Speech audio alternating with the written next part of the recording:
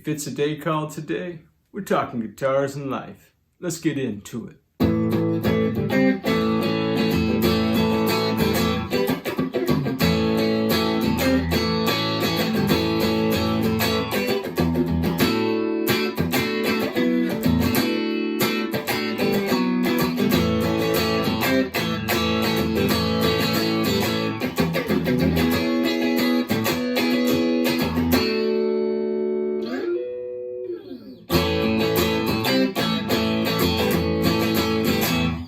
All right, my friends, welcome back to another exciting episode of Ted is Out of His Depth.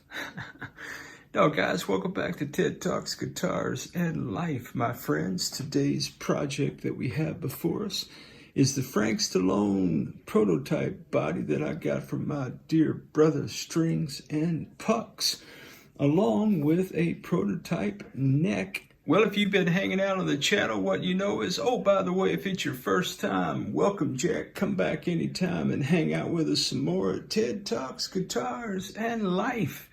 Man, we have a live stream every Tuesday night at 7:30 p.m. Central Standard Time, and usually a premiere at 8:15 p.m.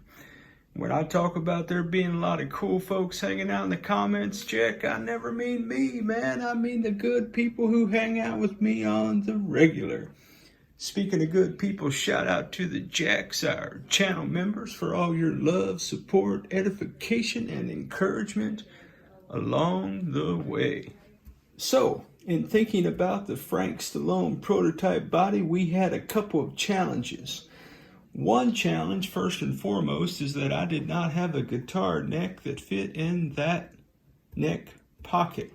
So what I did while I was away in a recent trip, I did some reflecting as we do, and I decided that I would restock up on some sanding bands. These are actually for fingernails. So I went out to the Zon, and I got some Air C 100 pack sanding brands. Came with a little attachment to fit my handheld Dremel and any rotary tool that I might have. These are 180 grit. I did copacetically take those in the previous fast forward adventure, and I just gently went on the edges of this neck pocket on both sides, just gingerly, until we arrived at something like that. Yeah, guys, we've got a guitar neck that fits a guitar body. So we will, and it is snug enough, J-Man, where I got to pull it out gingerly, put a finger up under it, yank that baby out. So we're going to come back to the neck. We've got some more than likely some fret work to do, but we've got a lot of juicy tidbits. I don't know if that's glue from the frets being glued in there or what, but we've got a little bit of sanding to do on the back. I think it's a pretty enough neck. I think that looks pretty good. And I like a nice rosewood board. Those inlays look all right to me, but we do have to address the neck, and we'll be doing that copacetically. It has a lot of open pores, and it has what appears to be maybe too much of an opening right here. I don't know if I'm going to put any sanding seal or anything on that. I may just let it ride, Jack. The headstock looks pretty good as is. It's just in need of some sanding and some TED TLC. Yeah, guys. That is a 4mm truss rod, and it works, so we got that going for us. We're going to revisit the neck. So I'm going to need to copacetically finish drilling the holes. So these are starter holes. They do not go all the way through the body, and there are no holes on the back of the neck. So I will be taking my drill, and I'm going to start on this side first, and I'm going to drill all the way through the body as straight as I can get, Sparky, without having any kind of fancy apparatus, there's the word, at my disposal. Do the best I can with that. And then we will clamp it together, and then we'll re-drill so that we get our hole placement for our neck pocket. All right, so the second thing about this guitar is that it does need to be refinned. This is a Frank Stallone branded body. That's what the F stands for, is my understanding. But because this is not a Frank Stallone guitar, it was a prototype that's ended up in the shop to see what I can do with it. We need to do away with that. In a previous video, I have mentioned that, one, I'd like to see if we could sand it off. If we could sand it off, I'd like to try my attempt at dyeing this guitar a little bit like we did with the Leo James single cut, maybe a sunburst, kind of a honey burst, something like that, if we can get away with it. If we cannot sand this down to get past that dye, then we're going to have to paint this body. I don't know what color. Put it in the comments, man. If you were painting this, what color should we try? By the way, I really do appreciate all the love and encouragement about the past videos, paint jobs that we've done, the refin work of the Partscaster and other where we've used that Rust-Oleum color shift. But I'm not quite sure what color I'm going to go with, but put it in the comments, Jack. What color do you think? Again, I really would like to dye it with a sunburst scenario, but we'll see. The other thing that's unique about this body is that it's a little rough. Can you hear that? So I'm going to have to be for sanding that. And it has a lot. It's just rough and it's got a lot of holes in it. So I'm thinking about trying to sand that down just a little bit and then maybe doing some sanding sealer or something to make that smooth. As smooth as I can get it anyway, guys. And then it is configured for like a P90 in the neck and a humbucker in the bridge, and Strings and Puck sent me all the electronics, so we should be good to go with the hardware and the guts once we get the body work done. So in this video, I'm going to go outside and I'm going to attempt to sand this, and I've got to be really careful because this is a very thin veneer, and that's all I've got, man. I've got about 3.5 to 4 mil. Scientific term. Oh, come on, man. Critics are everywhere. And I do not want to go through that. Weaken that is what I'm saying. So I'm going to give it maybe a couple passes. I'm thinking maybe, I don't know, 300. I might do 160 if I'm feeling myself. And just do a couple passes just to see if I can put a dent in this. If I can put a dent in it, I may keep sanding until I get it down to bare woodish looking or something that I can stain over. And again, if not, then I'm going to have to get some primer. Going to have to go to the paint store, get some primer and primer this up and prepare it for painting. So that's what we're going to be doing in this video, is assessing what I can do to this top of this body. Along the way, I will probably, in fast forward action, deal with the neck hole screws. For your view and enjoyment, guys, why don't you run on out to the kitchen, grab yourself a Diet Coke, some popcorn, or whatever snacks you dig, Jack. Meet me back to the workbench. We got some work to do, baby. Let's get into it, Jack.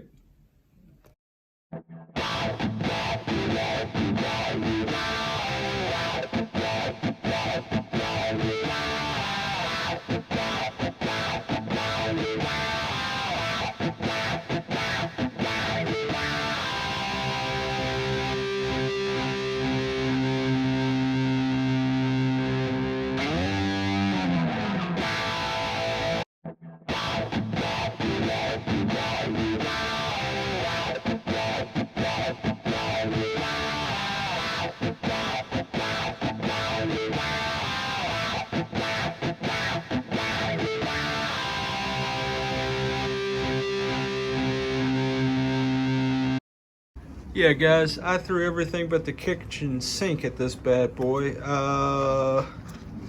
As low as 100 grit sandpaper. That's the lowest I had. Yeah, man, that F is not coming off. So, two schools of thought here. One, we paint over it. Two, I do have some black stain. I'm gonna go get it, see if we can stain over that black. I don't know. All right, stick around.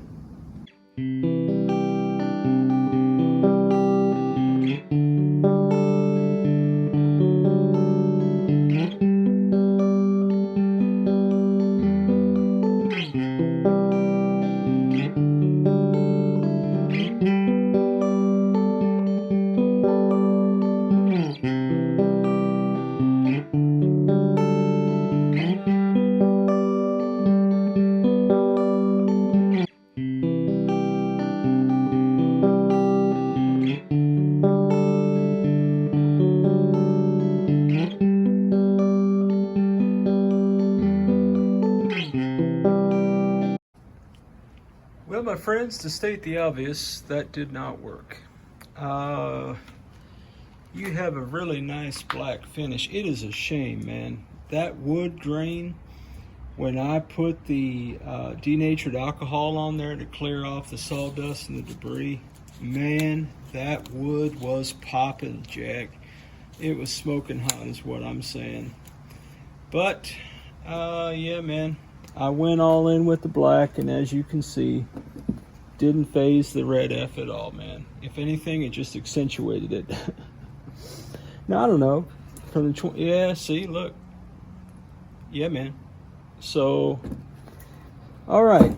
Well, from here, I think there's a couple of things I know for certain.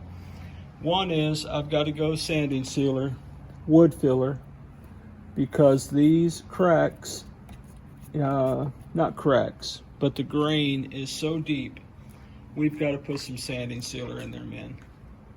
I went ahead and did the sides because, you know, I just figured, well, we're that far into it. But you can tell, man, it's still kind of rough. And again, I put denatured alcohol on it, so that little bit of moisture made the grain stand up a little bit. But we're gonna have to go full speed in with some kind of sanding sealer, and I think I've got the solution for that. Yeah, so guys, I'm kind of disappointed, but yeah, I thought the black was going to look pretty cool at the end of the day. Not that I'm a fan of just black guitars, really. But yeah, man, we'll go to sanding sealer, man, and see what happens. Stand by.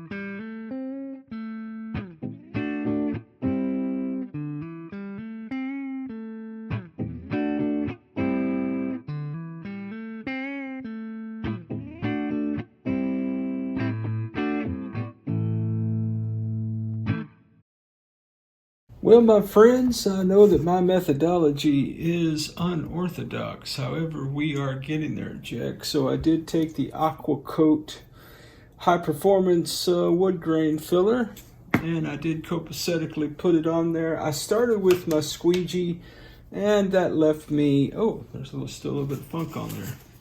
That left me feel a little certain way about it. So then I resorted to my hand.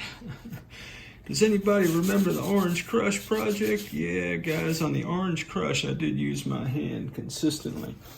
But the idea with the Aqua Coat, like any wood grain filler, is to get the product into the pores, let it dry, and sand, which I have done.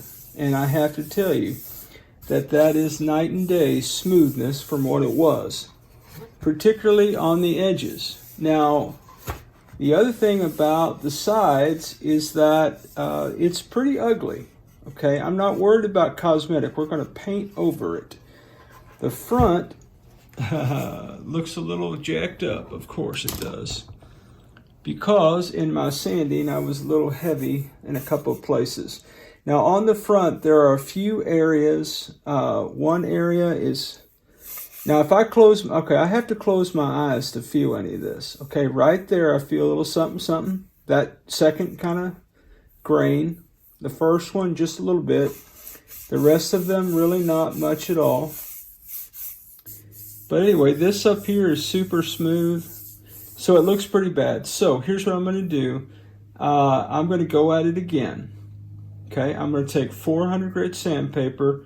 I'm going to sand everything. Okay, all the way again. Now I'm not trying to take the black stain off. I'm not trying to take the aqua coat off that's in the nooks and crannies. I do want to sand it.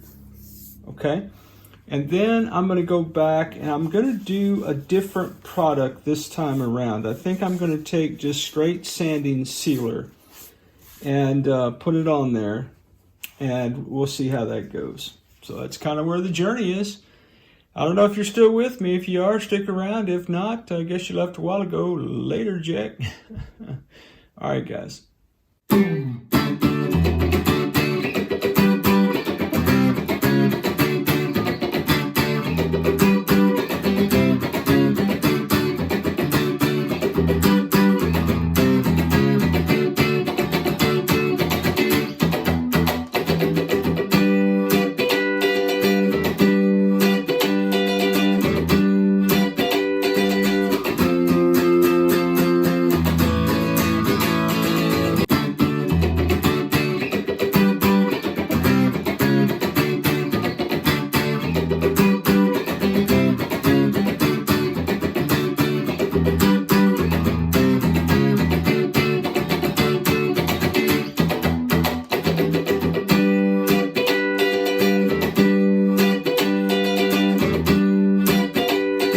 Well, okay, my friends, I did put a second coat of aqua coat. I just went ahead and went with it. I had it out.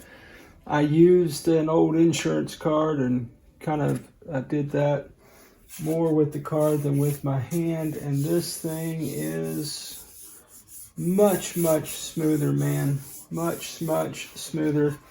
The sides are pretty smoothish as well compared to what it was, guys. This is like a super smooth. The back looks pretty good, but we don't hide our mistakes at Ted Talks Guitars and Life. Look at that carnage right there, Jack. Look at it.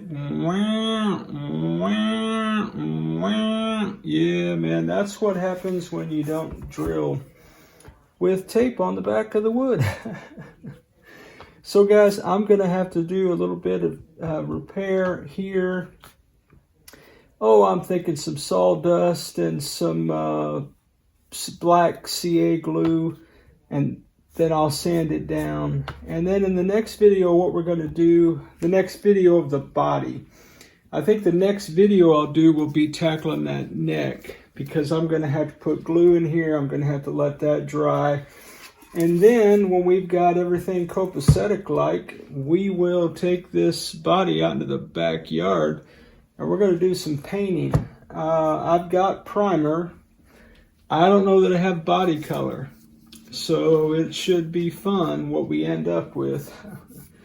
I don't have enough of any one color, I don't think, to paint that body. So what I could do just for fun, I could leave the back and the sides like that and just paint the front. So I get out my little blue tape. Yeah, because you know Ted loves blue tape, Jack. You know, guys, I might do that now that I think about it. Man, I might just throw some True Oil on this bad boy. Yeah, I sure might. I might want to sand this down just a little bit more right here. I know, guys, overkill and all that. But put in the comments, what do you think, man? I can always come back and paint this. It might be a couple days before I get to painting anyway. I don't know when you're going to see these vids. I don't know how much time will lapse between my recording of it and when you'll see it. And even if your comments, maybe I will bring this to the live tomorrow night, and I'll ask you for your feedback and opinions then. But yeah, man, it is much smoother than it was. I'm happy with it, Jack.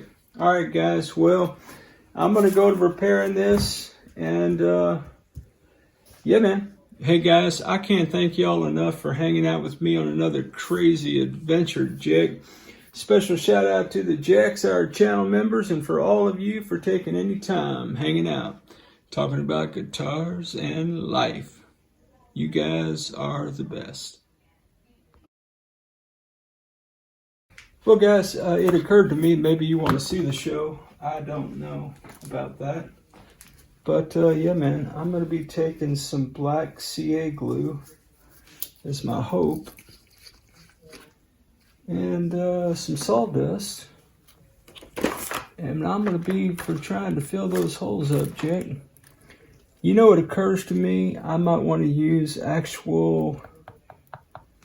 Maybe I should do that. Maybe I should use some wood putty instead. What I like about the black glue boost is that it may give us a little splash of color. And I don't need it necessarily to, guys. I'm well aware I jacked this up. So I am well aware I'm the one that jacked this up. So